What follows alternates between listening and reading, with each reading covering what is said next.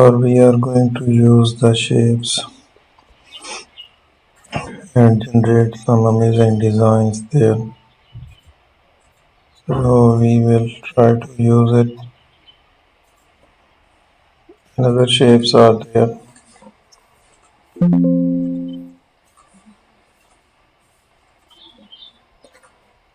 So we have to use another shape.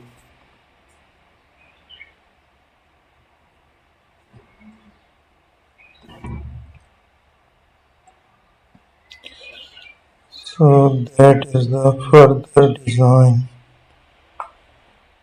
We will add it.